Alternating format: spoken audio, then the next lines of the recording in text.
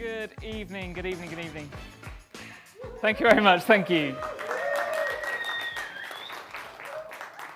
Thank you so much, and welcome one and all. Welcome to those of you who are also joining us on our live stream as well. So here we are, this is episode 1 of the Spotlight series here at Pump House in Watford.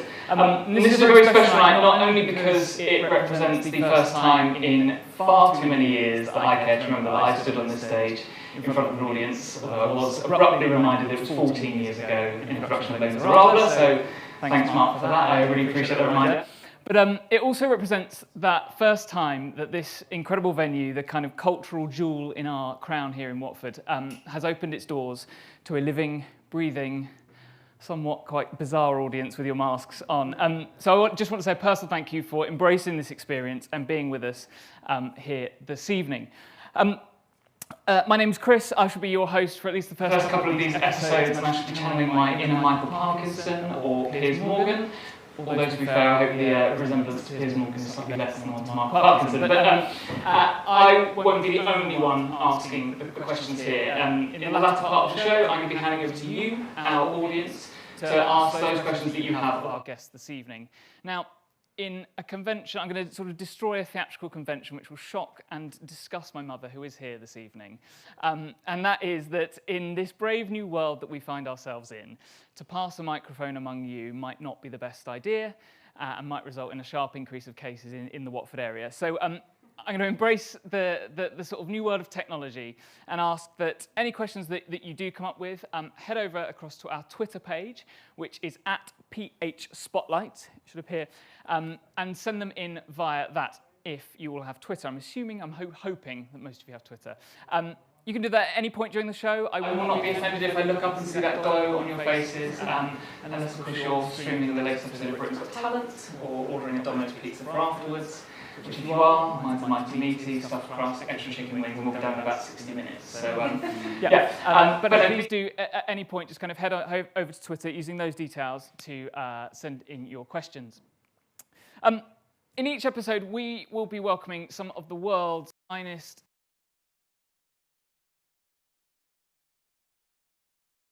detail. We'll be talking about their life, and hopefully a bit of showbiz gossip just thrown in for good measure. Which brings me on to my guests this evening are, I think, two of the most exciting voices in theatre currently. Their career already spans gigs at the National Theatre, the Royal Exchange in Manchester, film, TV. They are also the writers of the multi-award-winning production Electrolyte. So please welcome James Meteyard and Olivia Sweeney. Yeah, and I'm coming for you. It's a big lot now. It's not about incrimination. It's all about. Thank you.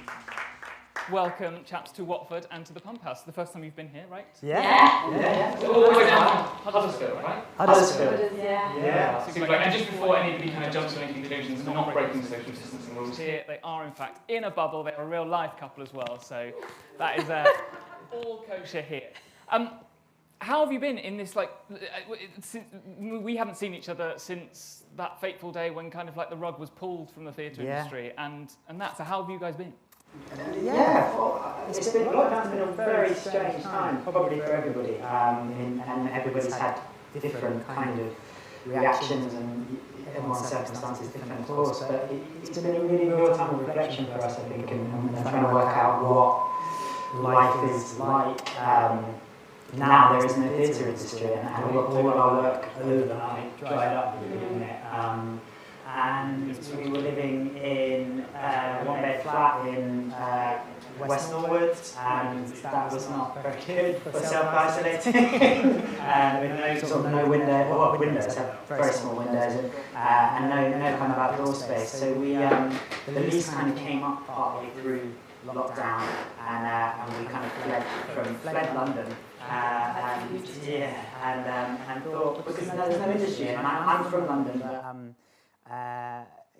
but there was nothing holding me here with the industry. If there's no work here, if there's nothing to do, so we looked around in Kent for a while, and then realised that Kent is much cheaper than London.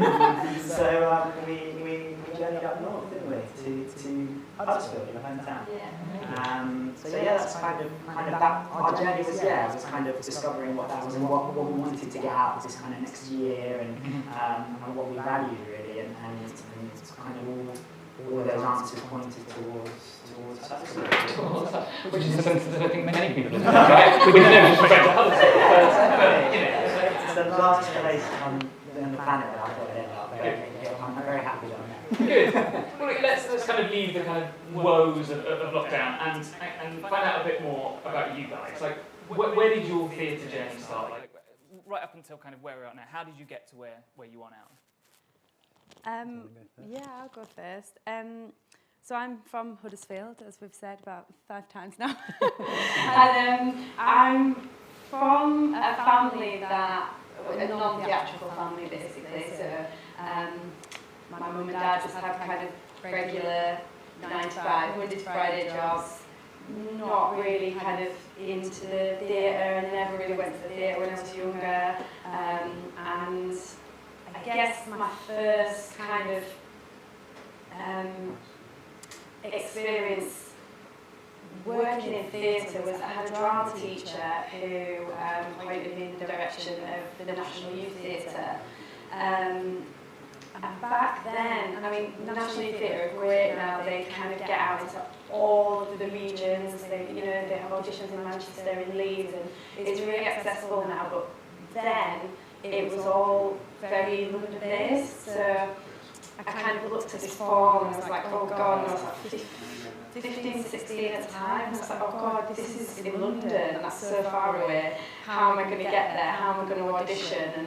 And I managed to get some kind of sponsorship to get a trade down there, and then I did an audition down there, and then I got onto the course. So I did a course with the National Youth Theatre one summer when I was about 15 then, and then the following year I did a show with them. And then it was time for me to kind of apply for university, and like I said, I was from a family that didn't really know how to get into that industry, and my school as well didn't really do, I mean, we did a drama lesson once a week, and with my A-levels there wasn't any kind of courses like that, and now you can go and you can do dance, and you can do acting, and you can do all this stuff in your A-levels, and it was a bit more traditional where I was. And so, yeah, it came to the point where I was trying to apply for university, and I really wanted to apply for drama schools, but I just didn't have the knowledge or I just didn't have that information accessible to me, or I didn't know the right people to kind of seek this information out. And so I just remember looking at the UCAS form, and there was a list of places I could go and do an acting course, so I applied for those. And then I was in my English literature class, and I sat next to this girl, my friend Monique, and she was like, oh, I'm auditioning for a dance school next weekend. You should come, like we should audition together. And I was like, oh yeah, all right, okay. Like it was free to audition. I was like, it's a free class, let's go and do it. So we went and we auditioned for this dance school. At this point, I'd actually accepted a place at, I think it was Queen Margaret's drama school in Edinburgh, which doesn't exist anymore. And I'd got a place there. And me and my friend went to audition at this dance school. We all got in, and I'd never danced. I mean, I'd done like street dance and like things like that on a Wednesday night in Huddersfield, but I'd never done ballet, or I'd never done contemporary dance. I'd never even seen contemporary dance. And I just looked at my neighbour like, did we both just get in? Like to this incredible dance school, like just like some amazing dances that came out of that school. But I'm interested in your, because do you think that opportunities are now different for I think you described it as traditional, like you grew up in that sort of traditional where people perhaps didn't know about the industry and how to get in there. Do you think that's different now, or do you think there are still some barriers to kind of young people accessing kind of what that, because I think for me that certainly was, like I knew I wanted to work in theatre, but I didn't know what I assume that I wanted to be an actor, and evidently, that didn't last very long. But do you think that's changed now? I do think it's changed, and I do think it's better. Like when I was at school, I mean, I wouldn't have dreamed, if someone had asked me what do you want to be when you're older, if I'd have said that, I wouldn't have dreamed of saying I want to be an actor, whereas you were very quite confident when you were younger to be like, I want to be an actor. Well, I didn't even know that was a job. Like, I didn't think it was a real, like, a job that I could earn a living from. I just thought it was what famous people did. So I do think it's changed in that I do think that there are a lot more opportunities at schools and a lot more courses that kind of introduce the arts to people, and you can get qualifications with the arts easier now. I think there's still a long way to go for working class young people, people from working class backgrounds, people who do live outside of London. I do still think there's a long way to go, but I do think we have come a long way as well. Yeah. And the introduction of the internet and how accessible the internet, when you were searching, obviously, probably on dial-up or maybe on... Well, no, I don't think I would have... I can't remember, I probably would have. My mum and dad might have just got the internet at that point, but I just... Yeah, I think now the information is more accessible. People can just like do a Google search, find out what are the top drama schools.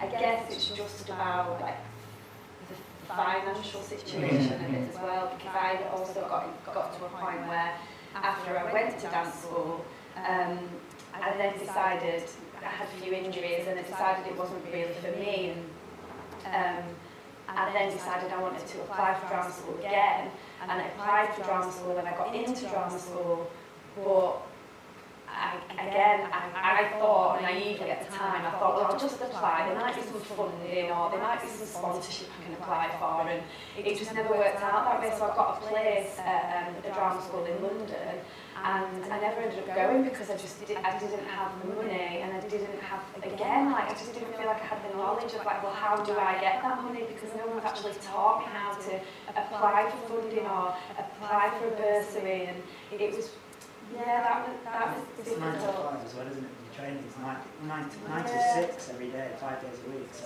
you don't really have time to work. Yeah, and then you're expected to prep in the evening time, so it's like you don't have time to work in the evening or whatever. And so the financial barriers of actually, yes, even if there are student loans available and everything to be able to cover your course fees, the actual financial barriers and to sustain yourself economically while you're at drama school, and there's still so much to go. And some drama schools do strange things as well, where you can't apply for like support grants during the first term or sometimes the first year. So it's like you have to have made, like, I guess they say, shown the commitment to the course. But it's like that's a long time to go without money to live. And by that point, and what do you think needs to kind of change in order to kind of make that? Because like just listening to that, like that must have been a daunting experience to come down from Huddersfield to London and to sort of be there in that kind of, because it's intimidating, right? It's like what needs to happen in places like, you know, where you're from to kind of just break down that barrier a little bit, do you think? Yeah, I mean, I think now that a lot of drama schools they're offering free auditions. Like I think they used to, like a lot of drama schools used to be like £100 or something to apply. And I think a lot of drama schools are now dropping that fee for people from working class backgrounds. And I also think just getting different people on the panel at these drama schools to just allow a real range of different people from different backgrounds and different ethnicities, and just to kind of showcase the real talent that we have in the UK, and whether you've got the money to do so or you haven't, or I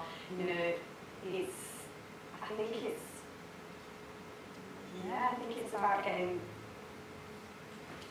the right people on the panel to kind of broaden the scope, really. And high up in institutions, make sure that there's a kind of diverse range of voices within the institution, and also people have the ability to be able to action change as well, and then start to actually outreach to areas where people might not have the opportunity to audition there, and also do outreach in schools so people understand that young people understand that it's not to be in the industry, you don't have to be an actor. You know, you can be an actor, you can be a stage manager, you could be a lighting designer, you could do costume, you could be a producer, you can be a director. There's all this broad scope of like so many different professions, and I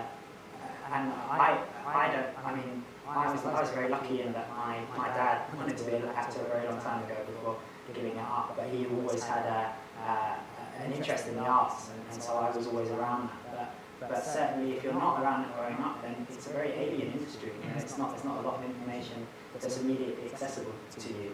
And I think that those barriers that you were talking about, you know, if there aren't people there to act as role models to inspire you to be able to go, this is how you do it, and it is possible. Look, I've done it. Then that change won't happen. And it's about. So I think it's about. It's like you say. I think it's about the people at the top of the institution. There needs to be more diversity there in order for that to be filtered down. But I think the dance was getting called out now, which is getting really called out on just some shocking kind of behaviour and kind of systemic biases that existed within these institutions and have existed for so long.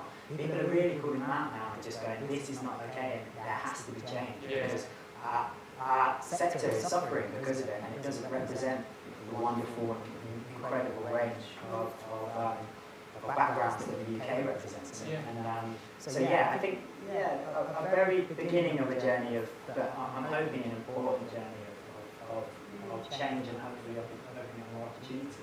And you mentioned sort of inspirational figures. Who are they for you guys? Who are the sort of the people that you look up to in this industry? Liv. I look up to Liv. On a daily basis. I guess I look up to the people that just like kind of make things happen, like make things.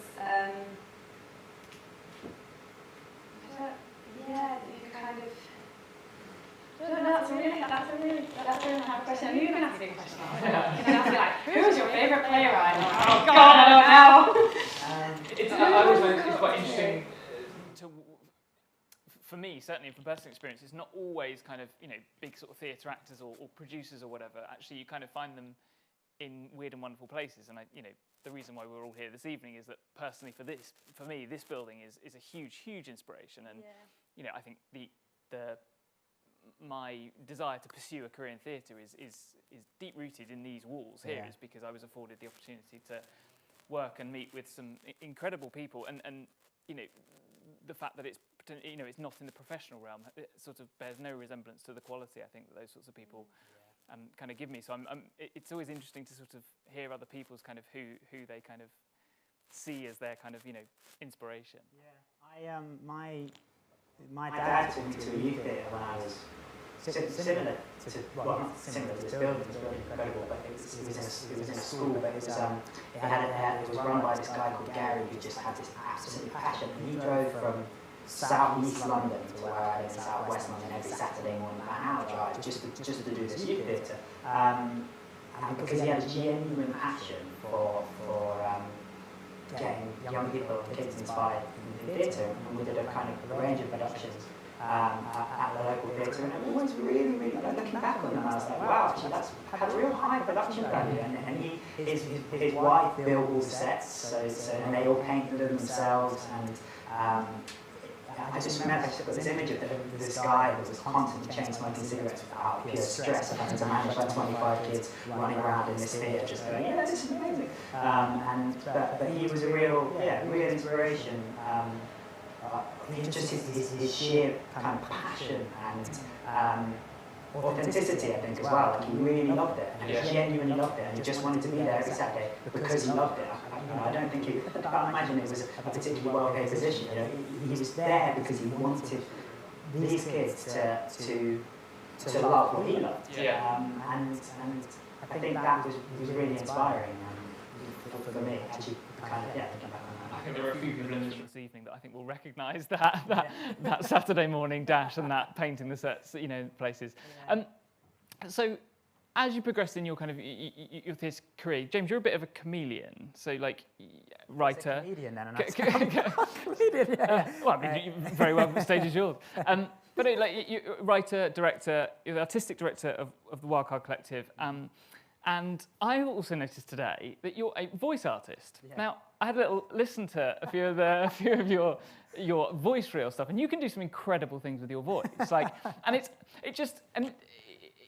I don't think it's an area that we often associate with actors. Like I think we just take it for granted that, you know, when that advert comes on TV, on the radio, it doesn't, for me, doesn't sit in the same realm as kind of, you know, like the people I see on stage or kind of like the people I see in film. So like, just interested, you know, how does that work for you guys? And like what sort of, I mean, you can do some extraordinary things, like the Samsung advert versus what was it, you did something for a game? Yeah, bits of video, yeah. So I did, that was a really strange one actually. It was all kind of, it was with Sega, and it was all under NDA before, so it made me sign this document to say I couldn't see what it was, and then turned up to an audition, and I was like, I don't know what voice I'm doing, and they were like, great, so can you do an undead Egyptian skeleton, please? I was like,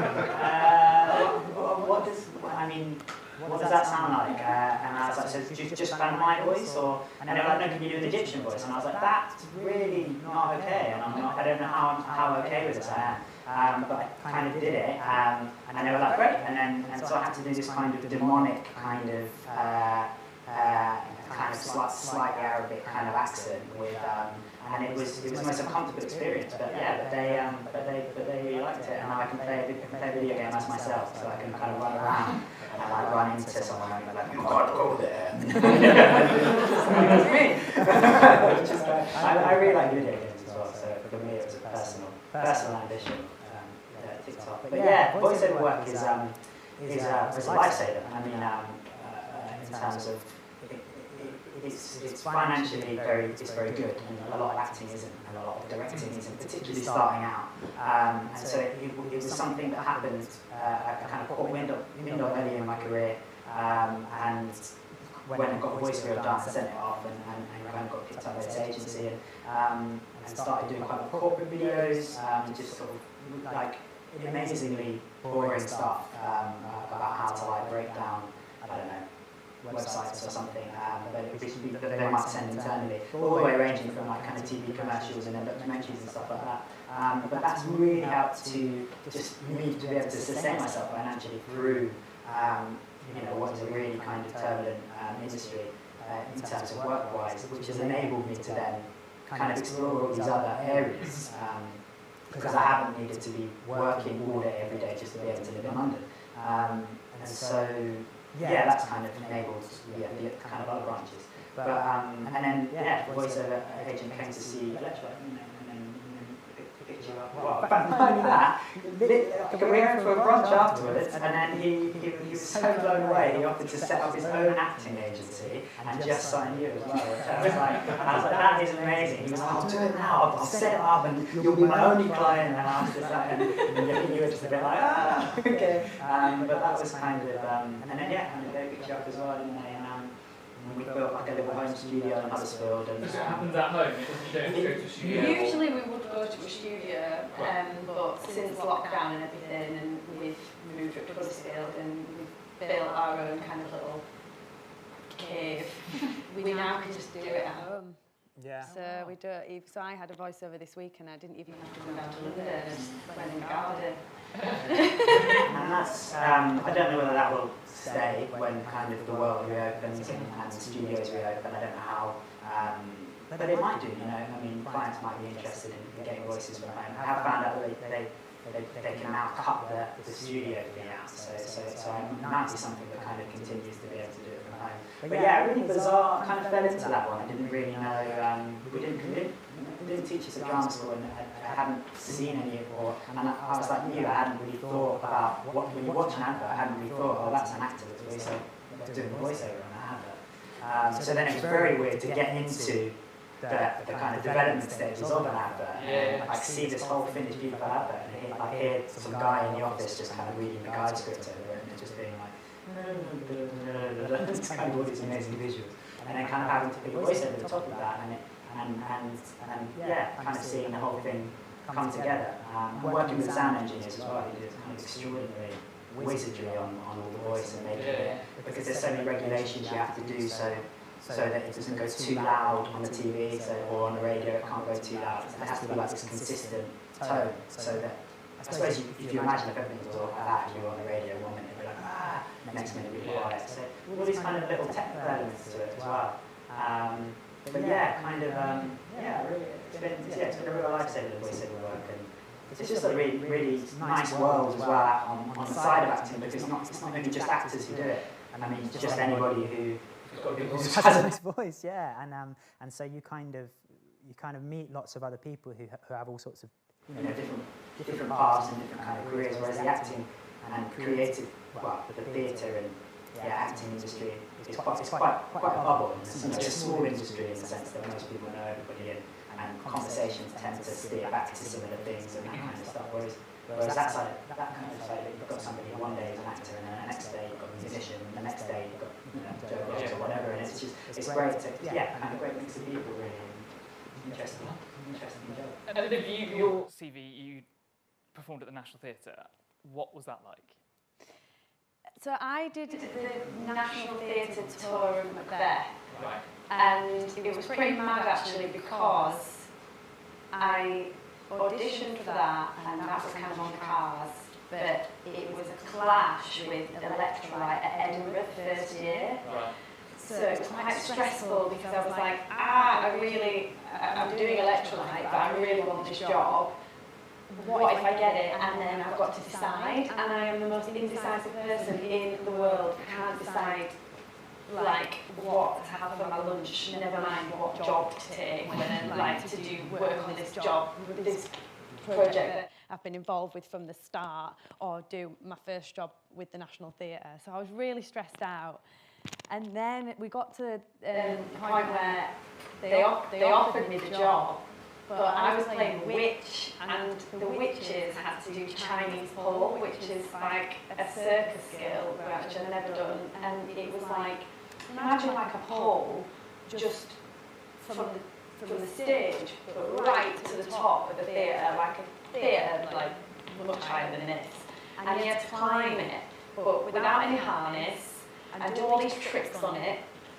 And so I basically arranged it with them that I was like, look, if I can have the first 2 weeks off of the job, but I will train in the circus skill while I'm in Edinburgh doing Electrolyte, please can I do it? And they let me do the training in Edinburgh. So it was like, I'd get up, I'd do like three or 4 hours of pole training, I'd rush home, I'd get into my costume, rush to the venue, do Electrolyte, go home to bed and do it all the same again the next day. So I was It's a good job that your role in Electrolyte is so small, that you could sort of fit it all in. I mean, actually, when I think back on it now, I don't know how I did it, because it was just. I must have just gone into some weird turbo mode, because I really wanted the job. And then the day we finished Electrolyte, I had to go home that night to get to rehearsals the next day. So yeah, it was really amazing, to learn this new. Do you still do it? Skill. Do you still do you look at polls now when you go and sort of shin up them? Do you know what? I do, yeah. I do. Can we bring on the poll? I do get an urge to climb the pole. I think I might have to start doing it again, actually, because I just got so strong, because you're just holding your own body weight, and when you're at the top, you're literally holding on with your own legs. If you let go,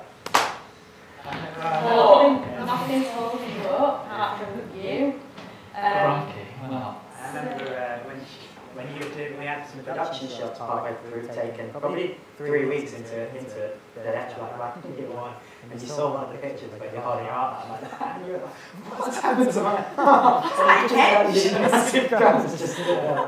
You were absolutely huge, weren't you? And kind of stacked like that, but amazing kind of strength, and that's probably how you got through it though as well. Just the sheer fitness element of it. But the tour was great. It was hard work, because we were in a different city every week, and you don't just go and do the show. It's not like you just rock up and do a show for 2 hours. you have matinees as well, and if you don't have a matinee, we were doing this thing called Page to Stage, which again is such an amazing thing, bringing students in from schools and going through with them how we go from the words on the page to a full-blown production, and getting young people involved in Shakespeare, and that, for me actually, that was one of my favourite bits about it. So yeah, it's hard work, but I mean, it's such a great experience, and yeah, really lucky to have managed to be given the first 2 weeks off to actually get a job. And now we're sort of at that point. We should talk about Electrolyte. So Electrolyte is, I think, one of the most incredible pieces of work I've seen in a long time. And just a sort of show of hands, who has seen Electrolyte here today or knows of Electrolyte? So a few people.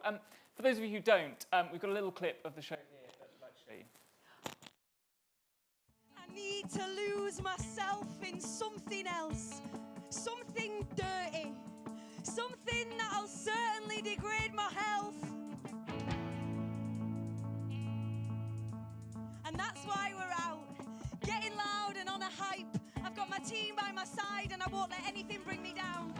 Not tonight. Right now. And we dance. And I'm coming for you. Yeah, yeah. And I'm coming for you. It's a big life now. It's not about incrimination. It's all about insinuation. Your silence makes my stomach pound. Your violence comes from the underground.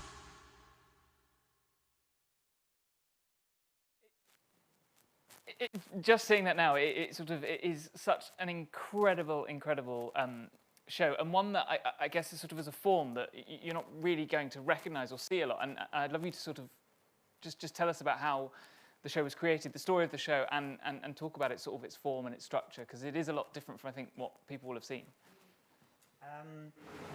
Electrolyte, the kind of creation of it was a real long process of trial and error, really. So we met on, I wrote a play called After Party, which was on at the Pleasance in Islington, and Liv was in that, we met on that job, and I thought Liv was a phenomenal performer, and played a kind of very a girl who was really struggling with grief, essentially, in that production, and kind of has this amazing vulnerability and kind of energy and power to his performance. That probably was underexplored in the play, and the potential of Olivia as a performer was underperformed. Was not underperformed. No, It all comes out. Was underwritten in the play, I think, so I went to an audition afterwards for a piece, and I really wanted it, and I really liked it, and used a lot of music, and I didn't get the job, and I was really gutted, and they said, well, why don't you write something of your own? And I said, well, all right, I'll write for you then. And recently to that, my sister had gone through a mental health breakdown. She'd actually had a kind of psychotic episode, periods of psychosis.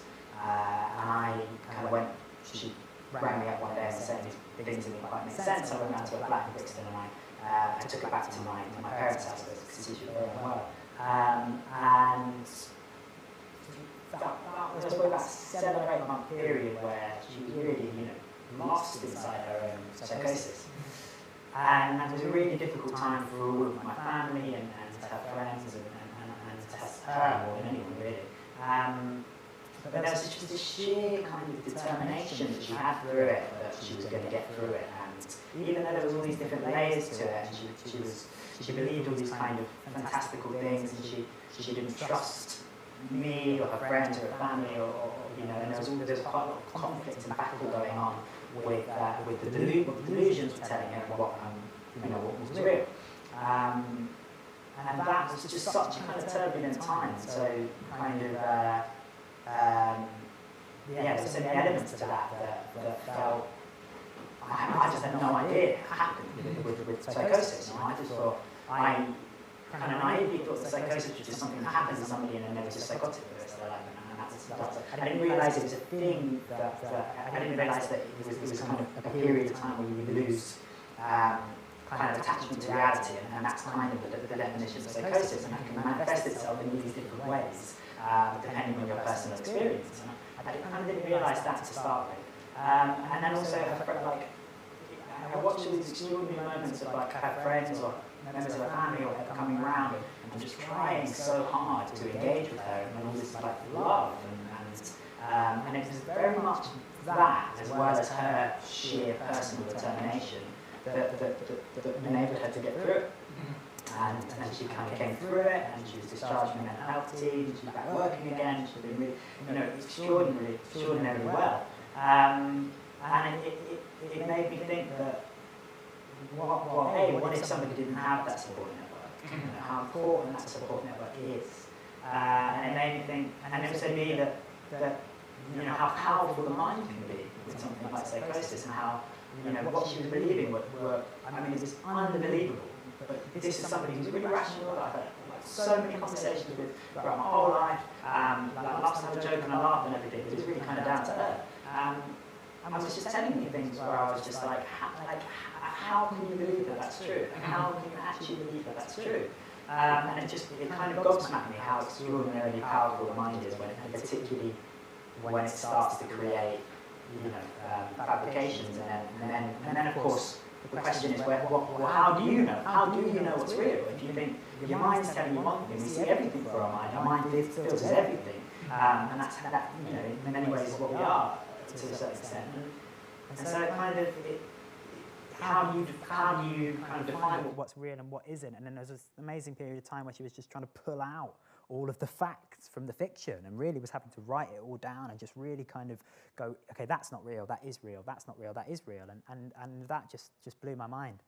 So we spoke a lot about that and as a subject matter and kind of mental health as a subject matter, but very much wanted it to be a story of, I felt like I'd seen quite a lot of stories of kind of mental health conditions that always ended up with people like dying or people living miserable lives or whatever it was. Just always had this kind of gloomy and quite dark and depressing ending. And that's absolutely the case for so many people, but it wasn't the case for my sister. And it wasn't the case, it isn't the case for so many people, the more research I did. And actually so many people go on to go through a psychotic episode and then go on to live with that, fully able lives, and sometimes not that dissimilar to what it was like before. But the period of time in which they had to deal with that and the recovery afterwards is always an extraordinarily troubling and painful and difficult thing for them to communicate or talk about. And so yeah, we kind of spoke a lot about that, and then we spoke a lot about gig theatre as well. And gig theatre, as like a form of theatre, gig theatre kind of really simply breaks down into like a gig and theatre, so a band telling a story basically is how I kind of think of it. And I've tried to make a couple of pieces of gig theatre in the past, which were awful, and thankfully never saw the light of day. But I was really interested in kind of using a lot of music, and I'd seen a couple of pieces where gig theatre where they used the music kind of nostalgically, so they used it to like represent a time period. So they play some kind of 80s music, we knew we were in the 80s, and then it shifted in time, we knew we were in the 90s with some Britpop, and then we knew we were in the noughties with some kind of alternative indie or something like that. And I thought, oh, that's a really clever way of using it there. And so other shows where they took one genre of music, like UK Garage, for example, and tell a whole story about somebody going through a journey of the UK Garage scene to this kind of backing track. So that's an interesting way. But every time I saw it, I always thought, it's limited because, yeah, you might use, it's a device there for a time period, but it's not doing anything else. And then it's, you're taking the genre of music and you're telling a story of it, but the music's not doing anything else other than giving us the vibe of that world, I guess, but it's not doing necessarily anything beyond that. And that's when we start to just get into this idea of, well, what if we had a production that spanned multiple genres of music in the same way that when we go through our life, we go into a shop, we hear the radio, we hear the chart music, then we feel a bit sad, so we put our iPhone in and we how bad whatever you listen to when you're sad, and whatever, and you go out to dance into this type of music, and I suddenly thought, well, that's a much more interesting way to use music. And then I've written a lot of poetry and a lot of spoken word, and a lot of hip hop and a lot of and grime as well, and we decided to write it in kind of spoken words. And there are a lot of words, aren't there? Like Yeah. a huge amount of words, namely so your character, Jessie, sort of leads the whole piece. And, there's a huge amount of words. Like, how on earth did you learn all of that? I got quite stressed about it at one point, didn't I? Well, because we had quite a short rehearsal time before we had our first show, which is at the 503 Theatre in London, which was really tiny. And so, yeah, I just crammed and just,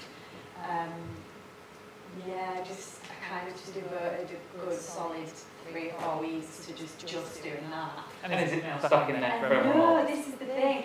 So at one point, and then it clicked, and then I was fine, and did Edinburgh fine. But when we came to do it again a year later, I couldn't remember any of it. Really? Yeah, I couldn't remember any of it. And James just couldn't recite it all. And I was like, how do you remember that? I've just got a really bad memory. I'm not one of these people who, I know people who learn monologues for drama school like 10 years ago and still know them. That's not me. I mean, when we do Electrolyte again, I will have to sit down and learn it all again because it just goes. And the spoken word, again, I don't think it's a form that perhaps we will have come across quite regularly. I'm going to put you on the spot. Yeah. Can you give us a bit of a section of kind of spoken word so we can just hear what that sounds like, if you remember it? From Electrolyte? From Electrolyte, yeah. Me or Either or. Can you do it again?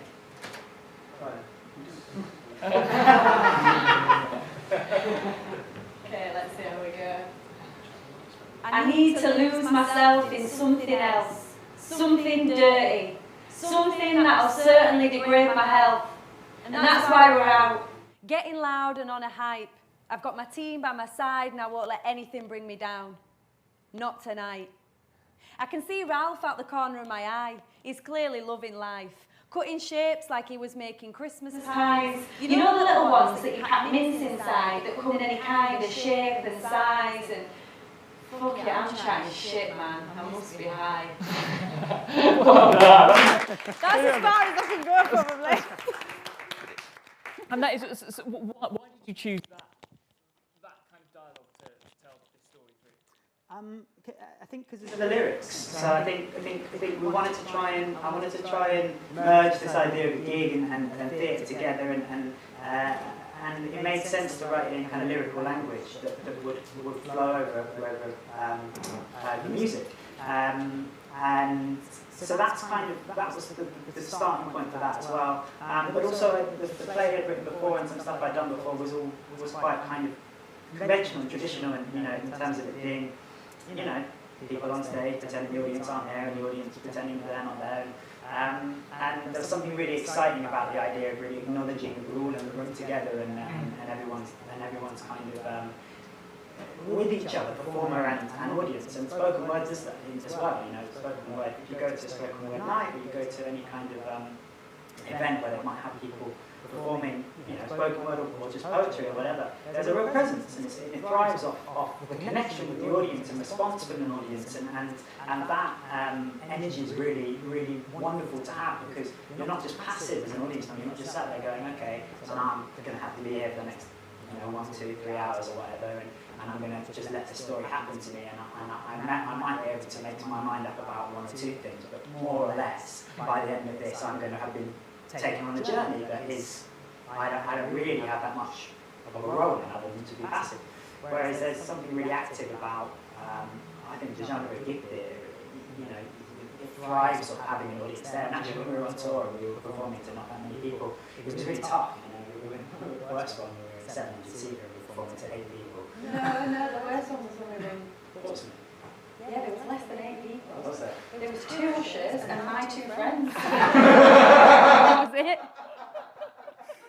my friend and her mum and 2 ushers. Hey, well, they both stood up, so it was a good response. But that was really weird doing that, because you lost that liveness, that presence in the audience who were there kind of giving you something, and particularly for you as a performer, where it's all direct address, and you're speaking, looking people in the eye, and sometimes even, kind of wanting a response from them. And to not have that, so that was kind of thinking behind the spoken word, the lyricism, but also the presence with the audience. And actually, that's when I think the show really came to life, was when we had, because we rehearsed it, and it felt like we had a good show, but there was just like something missing. And then as soon as we got in front of an audience and we felt like we had somebody to talk to and build a relationship with, it was like, okay, now it all makes sense, because I think in this show the audience are just so much part of the show. Yeah. They're not passive at all, they're so involved. They're not, and I think we've always said, whenever I've seen it's your character of Jessie could be anybody. I think, it could be someone's sister, it could be someone's niece. And that's sort of my next question is what responsibility do you feel, not only to sort of, obviously, James's sort of personal experience in terms of writing it, but to be looking these sort of whites of the eyes of the audience, knowing that I read like the statistic is 1 in 4 of us will have experienced some sort of mental health issue in our lives. Is that not a huge amount of responsibility to kind of be sort of like just being in that space with people? Yeah, I massively felt that before we'd even started. I really felt like if I'm going to do this, it just has to be done so sensitively, and I really need to put the work in. I mean, I would put the work in anyway, but I really felt like I did so much research, and I really wanted to be able to portray this character as, we're all flawed people, and I just wanted James did it in his writing, that with the portrayal of particularly the psychotic episode, I really wanted it to be just done sensitively and accurately, and I did find that difficult, because the more research I did, the more I realised that everybody's experiences with mental health, with psychosis, it's just so different. And even psychosis alone, people's experiences are just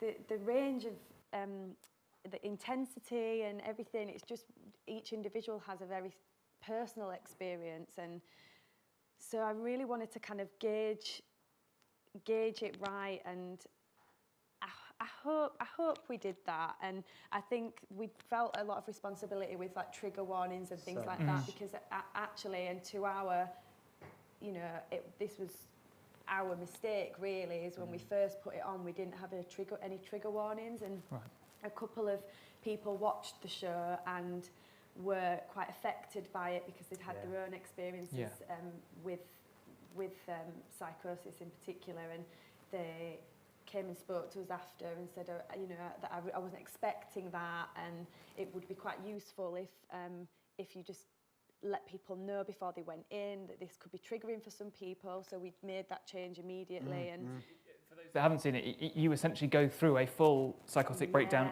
live on stage every night, right? Yeah, I was just thinking that, for people who haven't seen it, the story of Electrolyte is a girl, Jessie, who lives in Leeds, and she kind of feels disenchanted with her life in Leeds and meets a singer-songwriter who was doing the singing up there, Ali Touch, who's moving to London to pursue a music career.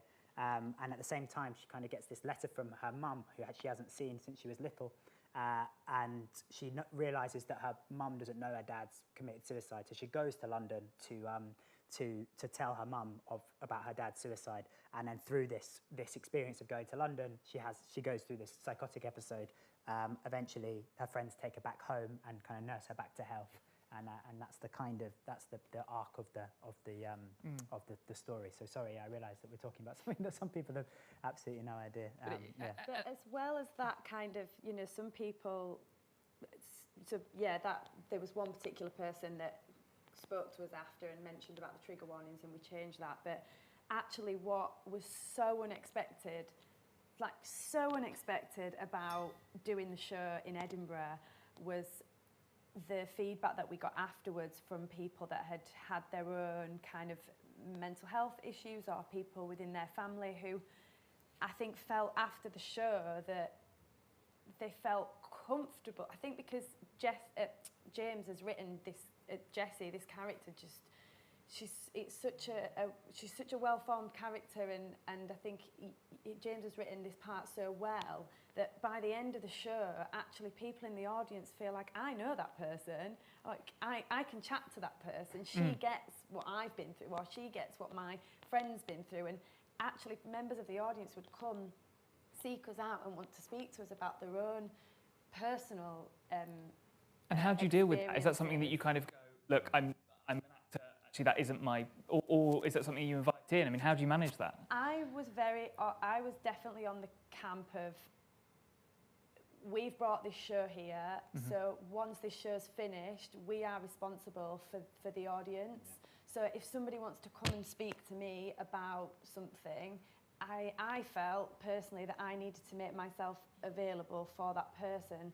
You know, I'm not a trained, I'm not trained in I'm not a mental health first aider or anything like that, but I just felt it was my responsibility to engage in a conversation with these people who may have needed to debrief after watching something so intense and potentially quite triggering, and actually made quite a few friends out of it. And just like, you know, there's one particular guy, George, who I thought I could see him in the audience, and I thought that he was hating the show because he was just like this, and I was like, oh God, he hates it.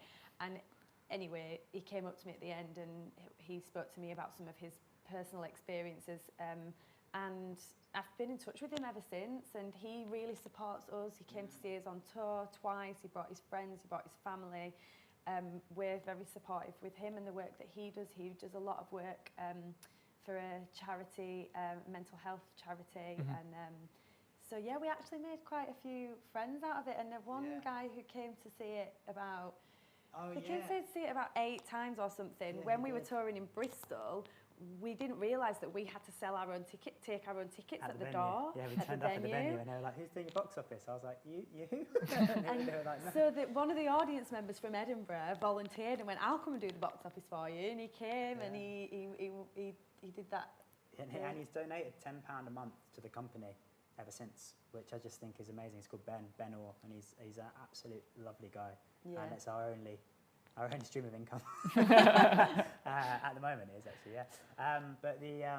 but yeah, he'd had a, and I'm sure he won't mind me speaking about this, but he'd actually had a psychotic episode when he was 17. But didn't tell anybody about it because he just thought it was a bit of a weird thing. I didn't want to tell anybody about it. He saw the show and he rang his best mate up straight away and said, you have to come out to Edinburgh, not to see my show, but to see this show. And so his friend came up and they watched it. And since then, it's been, and not just for him, but it's been a point of conversation between people who have been through something like psychosis, or not always psychosis, but some sort of mental health kind of struggle, and it's been a point of conversation where people have brought their parents along, or they brought or whatever. If they don't feel like they can actually talk about their own personal episode, they bring them along, and then they just say that is as close to what it is as, you know, and obviously everybody's is different, and everyone's experiences are different, but it has been an amazing talking point, which is kind of what we wanted it to be, really.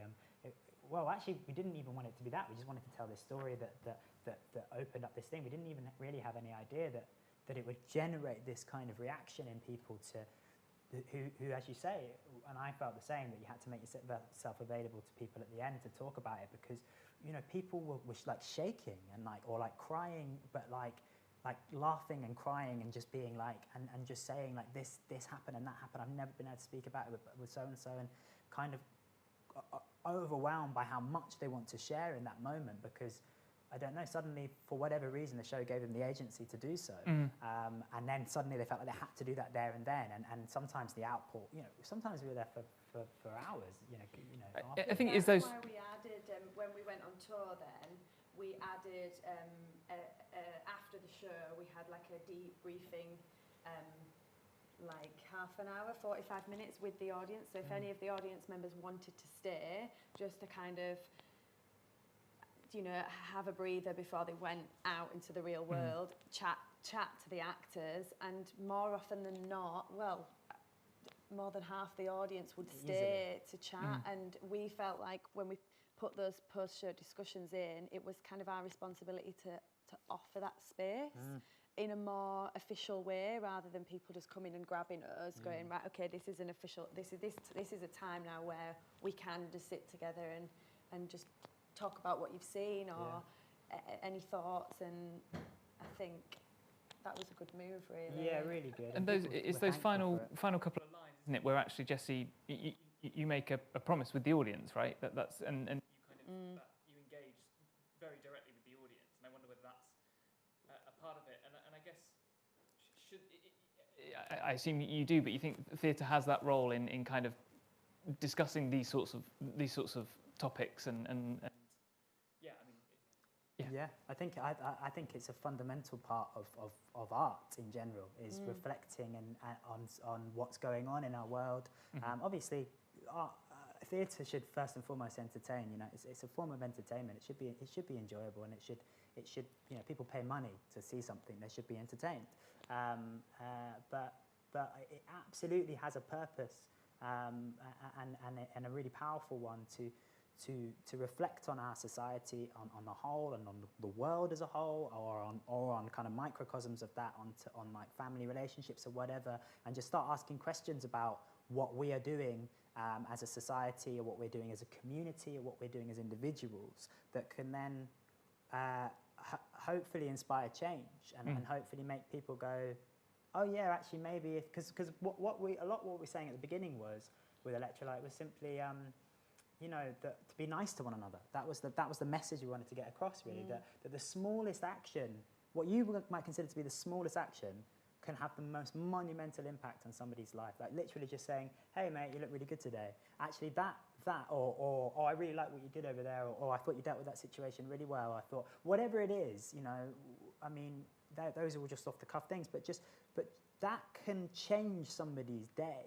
and week, month, life, you know, and it's those small actions that can have such an impact. So yeah, coming back to the question about we're kind of reflecting, that if an audience member came to see that and just went, oh my God, that guy offered her a lift to go from there to there, and actually that made her remember him, and then he actually helped her to do something, and you know, that there was a kind of daisy chain effect of these small, just off the cuff, generous, not like him giving her a lift from A to B because he was kind of going there, how that had an impact on her and how she saw him and how she saw the world, and if people can kind of go, take that away into their own communities and kind of go, well, what can I be doing on a day-to-day basis just to make the world a little bit nicer for those around me, and that, yeah, I think theatre absolutely has a place for things like that, and you know, obviously bigger issues as well, so exploring bigger kind of social issues on a kind of larger scale,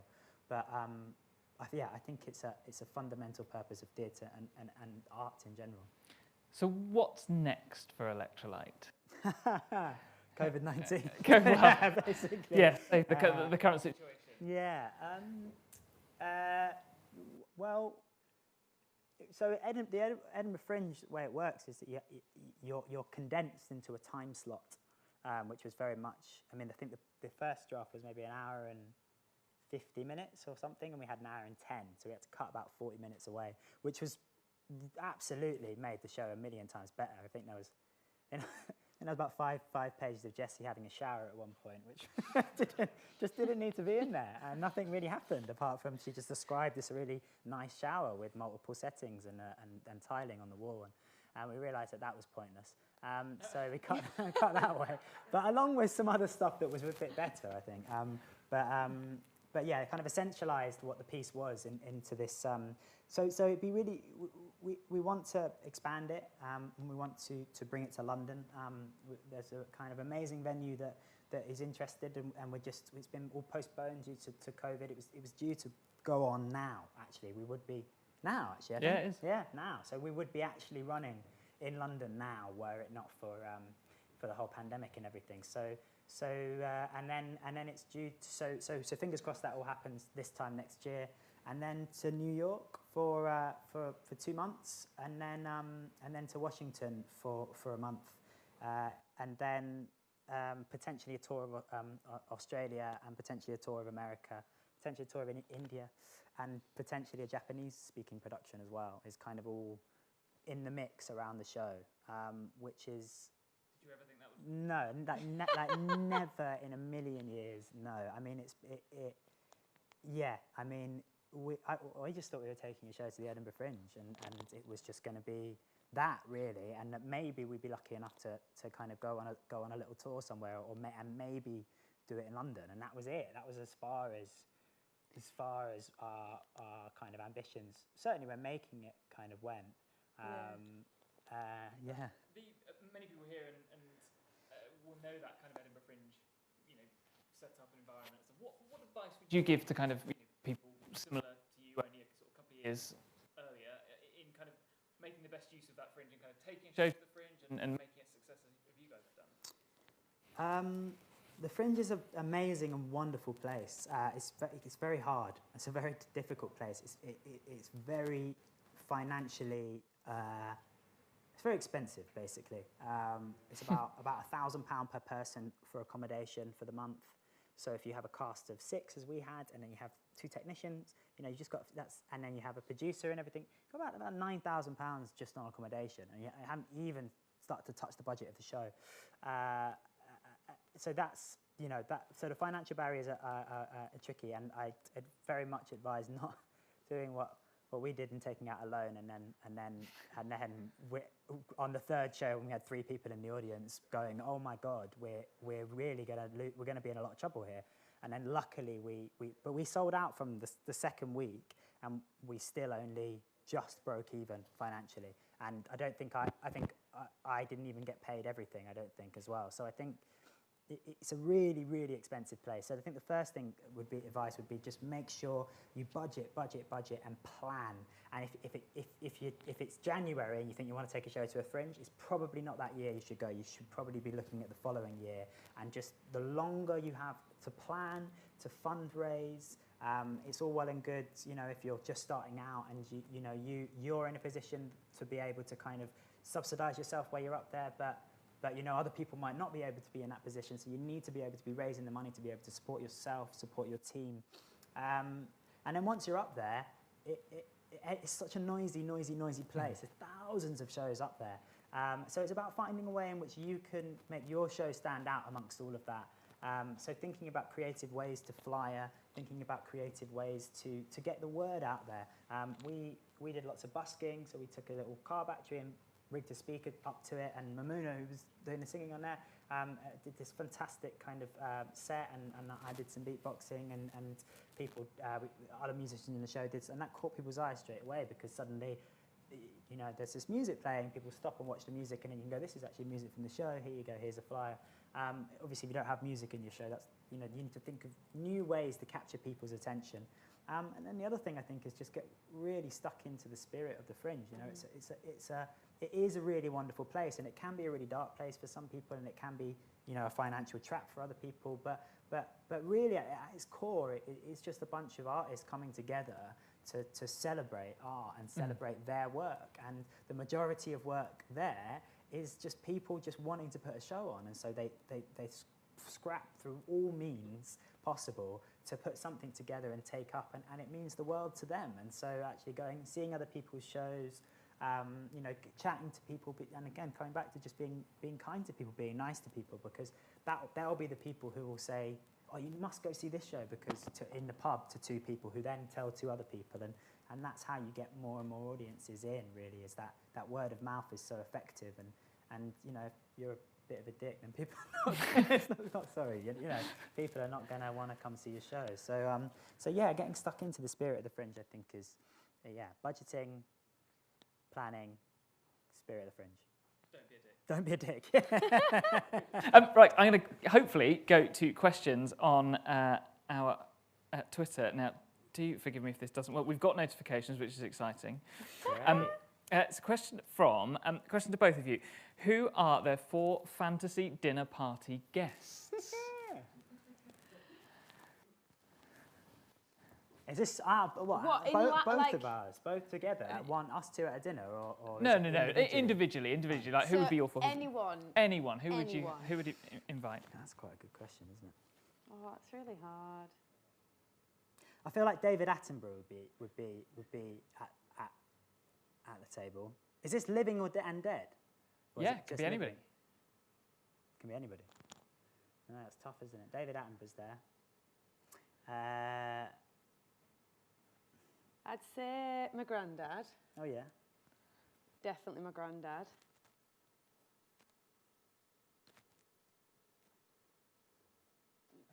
Difficult, isn't it? Maybe like Kate Bush or someone like that.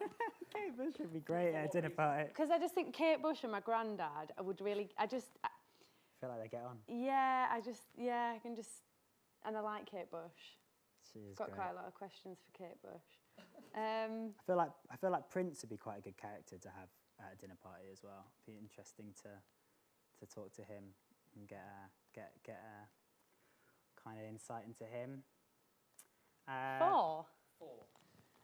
So I've got Kate Bush and my granddad. I mean, I'll take up one of the spots because I'd love to see Kate Bush and your granddad at a dinner Right, party, okay. so- Chris, Kate Bush, my granddad. David Attenborough. David Attenborough. You only got one. And Prince. Oh, and Prince.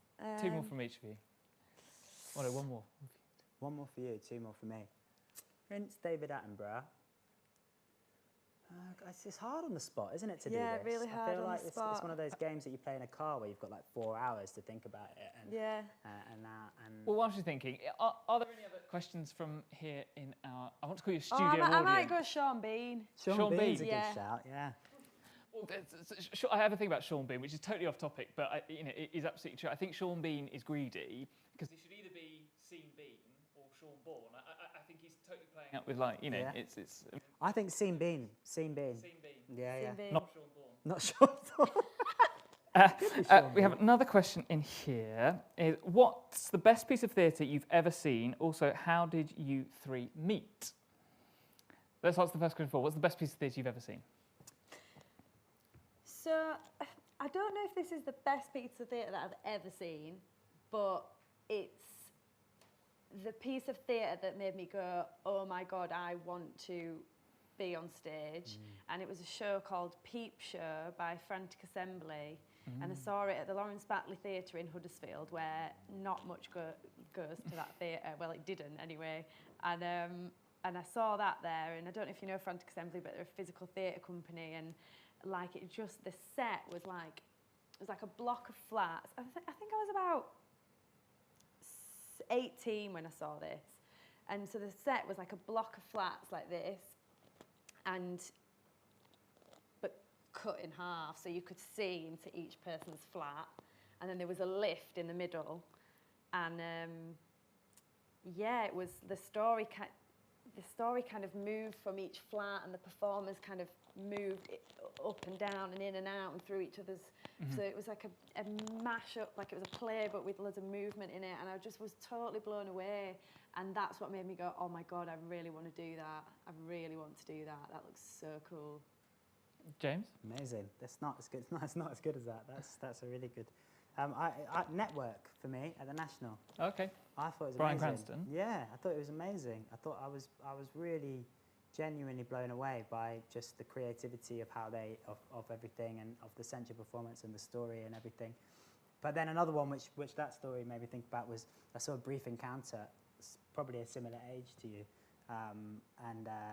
but which was Knee High.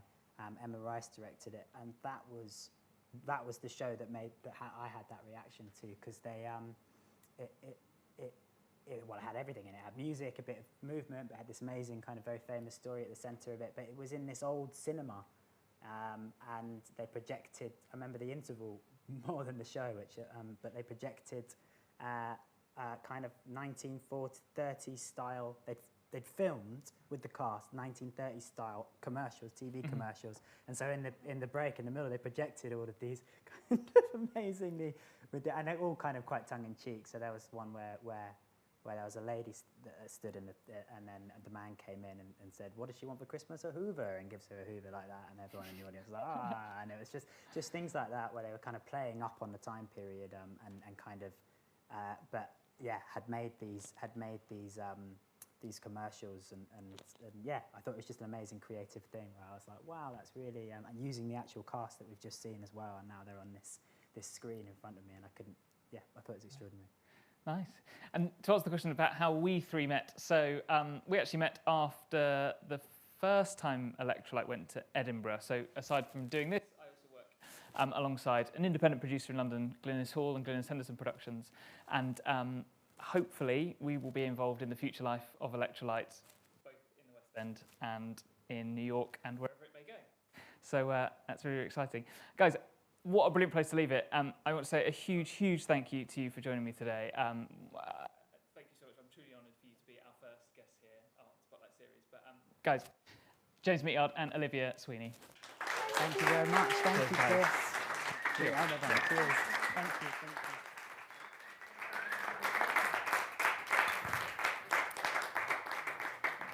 So therein ends our first episode of this, our Spotlight series. A huge thank you for you guys being here. We will be back in our episode 2 here on stage on the 24th of October, and I will be joined by the powerhouse that is the singer and performer Emma Hatton. For those of you who don't know her, Emma has performed as Elphaba in Wicked, as the title role in Andrew Lloyd Webber's Evita, and most recently has been the lead singer for the YouTube sensation Postmodern Jukebox on their international tour. And for those of you who don't know her work, we have a little clip.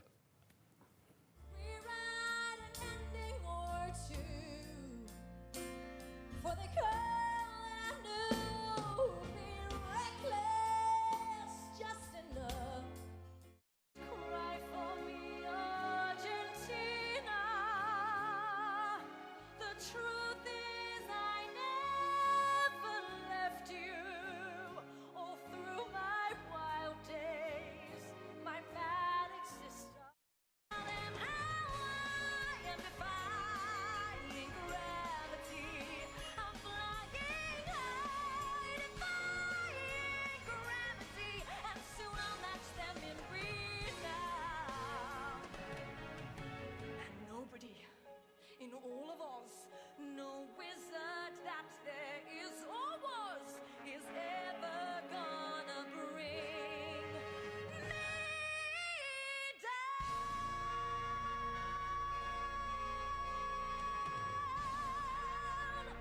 Bring me down.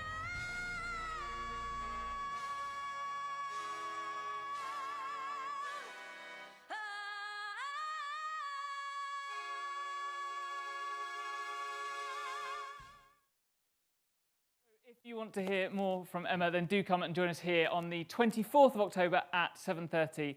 My thanks once again, and to the team here at Pump House as well for making this happen. Have a safe journey home, and we'll hope to see you very soon. Good night. Thank you.